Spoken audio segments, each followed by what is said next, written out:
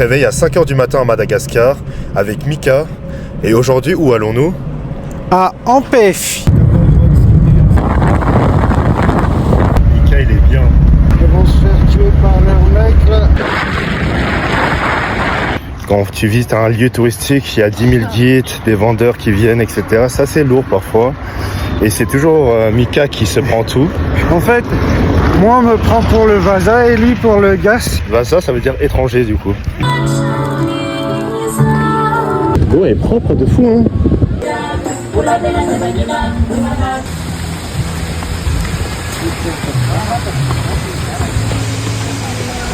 Vous voyez comment on fait chier Mika et pas moi? Incroyable, hein.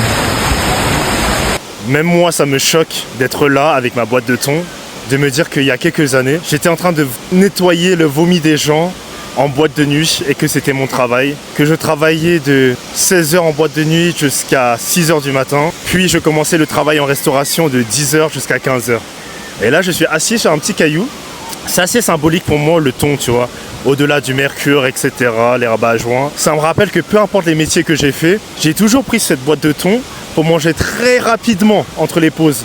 Aujourd'hui, je prends toujours cette même collation, mais je me dis qu'en fait, au final, c'est ça le bonheur. On se dit sans cesse que le bonheur, c'est une fin, qu'on sera heureux, on sera épanoui quand on aura fini les choses. Et c'est pas le fait de dire que le bonheur se trouve dans les choses simples, mais simplement que le bonheur se construit.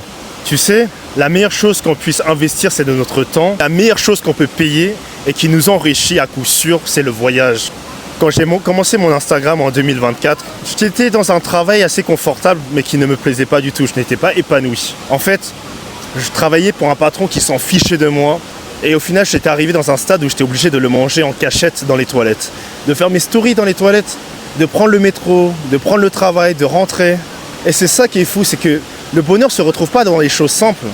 C'est pouvoir se poser, manger et prendre autant de temps que je voudrais pour savourer justement ces quelques instants. C'est toujours de savoir de là d'où tu viens pour être là où tu es aujourd'hui.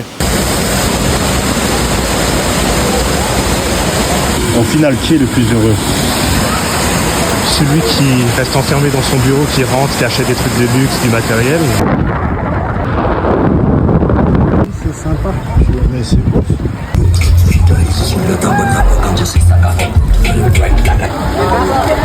Là, j'ai bien dormi, je me réveille, la voiture elle est remplie de fruits. Regardez ça, c'est incroyable. Avec Mika, la journée était juste incroyable. Tu te rends compte que parfois ça fait du bien de souffler. On a fait un massage dans la boue avec de l'argile. Et là, j'ai dormi et ça fait trop du bien. C'est incroyable.